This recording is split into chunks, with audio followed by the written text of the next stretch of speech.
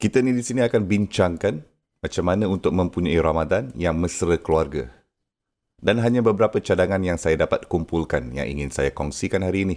Nombor 1, suhur dan iftar. Dua bahagian menarik yang besar pada masa ini. Jadi sesiapa sahaja yang berpuasa terutamanya pada musim panas di negara tertentu, anda akan mendapat 18-19 jam puasa, Masya Allah. Semoga Allah Subhanahu Wa Taala memberikan kekuatan kepada kamu semua. Dan juga ketabahan. Jadi ia sangat suka. Jadi orang menjadikan suhur dan iftar perkara yang paling dijaga dengan betul. Ia memang menjadi sangat penting. Dan memang betul, ini juga sunnah Nabi SAW. Apa yang biasa berlaku pada suhur dan iftar? Macam mana kita punya suhur dan iftar? Jadi, saya akan memberi anda senario yang sangat tipikal. Si ibu bangun 30 minit sebelum, atau 45 minit sebelum, atau sejam sebelum keluarga yang lain. Dan apa yang ibu lakukan adalah dia turun ke dapur, dia masak dan menyediakan suhu untuk semua orang. Dan kemudian semua orang turun. Anda tahu 15 minit sebelum suhu berakhir.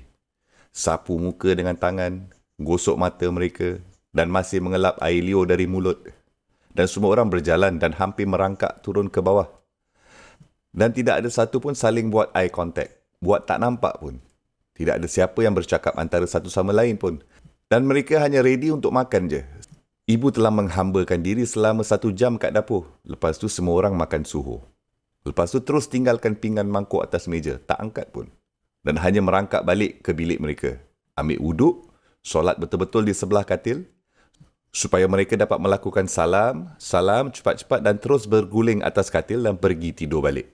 Itulah suhur yang tipikal anda. Iftar sama juga. Apa yang akhirnya berlaku? Kita selalu sibukkan diri buat benda lain. Semoga Allah Subhanahu Wa Taala mengampuni kita. Ini sebenarnya bukan perkara yang betul di Ramadan. Untuk menonton banyak TV, bermain banyak video game, melakukan semua perkara seperti ini. Hanya untuk habiskan masa untuk sampai ke masa iftar. Sementara itu pula, si ibu sekali lagi sibuk berada di dapur selama 2 jam. Menyediakan iftar yang terbaik untuk seisi keluarga. Dan sekali lagi, kita muncul kat situ 30 saat sebelum waktu iftar masuk. Untuk duduk, ambil makan, isi perut. Dan kemudian berlari balik sambung benda yang anda buat tadi tu. Jadi ini adalah sebahagian daripada masalahnya. Kita perlu mempunyai suhur dan iftar bersama kan. Tapi inilah cadangannya. 1. Siapkan suhur bersama sebagai keluarga. Tukar dan jadikannya persiapan suhur dan iftar menjadi sebagai satu aktiviti keluarga. Jadi semua orang turun. Dan anda tahu jika 4 orang siapkan suhur sama-sama, bukannya 1 orang, tidak akan mengambil masa 1 jam pun. Akan mengambil masa 20 minit kot, lagi cepat siap. Jadi seisi keluarga perlu bangun bersama. Turun ke bawah, sediakan suhur sama-sama dan kemudian makan suhur bersama-sama. Dan kemudian bersihkan dapur bersama selepas habis suhur juga. Kerana ibu juga akan pergi solatul fajar. Ibu ingin mendapatkan beberapa qiyam dan membaca beberapa surah Al-Quran dan menghayati Ramadannya juga, kan? Ia tidak adil baginya, hanya meletakkan semua tanggungjawab kepadanya.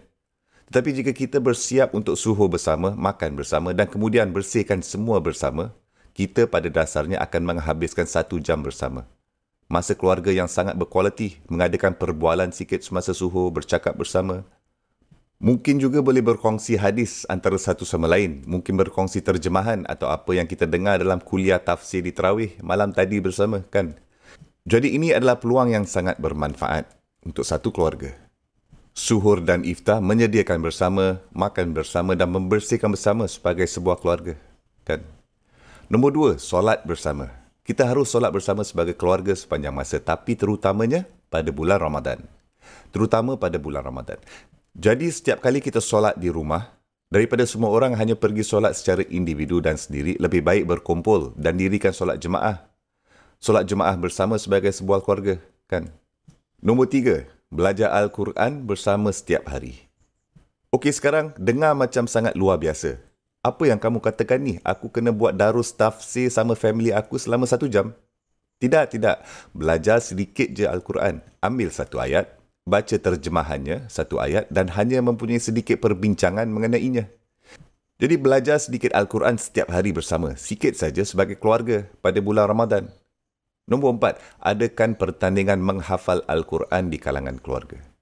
Jadi boleh pilih surah Yasin ke, surah Rahman ke, suratul Kahf ke, suratul Mulk ke. Tidak kira apa yang anda pilih. Pilih sebahagian surah Al-Quran dan katakan, Kami akan mengadakan pertandingan penghafalan Al-Quran dalam keluarga. Kami kan sangat teruja dengan pertandingan Al-Quran di sekolah, di masjid dan lain-lain dalam komuniti. Kita juga mesti mengadakan pertandingan Al-Quran sendiri di rumah. Jadi apa yang kita lakukan? Pilih surah, semua orang akan cuba menghafalnya.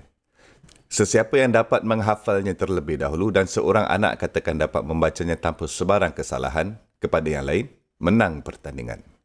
Mereka akan mendapat beberapa jenis hadiah ke, semua orang akan membelikannya hadiah, apa juga keadaannya. Itu dapat menjadikan seluruh keluarga melakukan sesuatu bersama sebagai sebuah keluarga. Nombor 5, terutama pasangan suami isteri yang muda, terutamanya mereka yang mempunyai anak yang lebih kecil.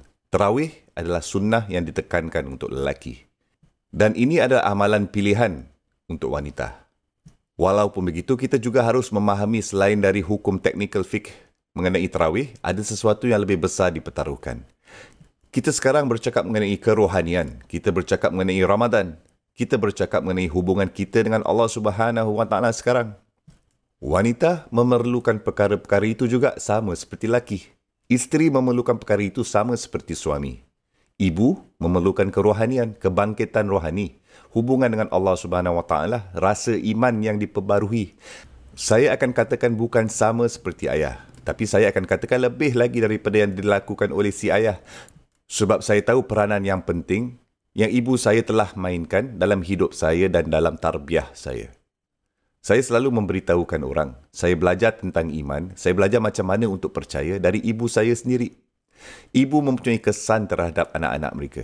Jadi isteri kita, adik atau kakak kita dan terutamanya ibu-ibu kepada anak-anak kita juga perlu untuk dapatkan penghayatan Ramadan dan mempereratkan hubungan mereka pada bulan Ramadan dengan Allah Subhanahu Wa Taala.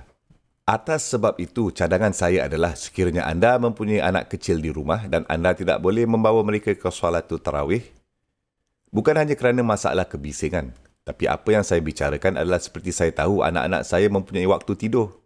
Mereka tidak dapat bertahan secara fizikal melewati waktu tertentu. Mereka masih baby, jadi anak-anak tidur awal.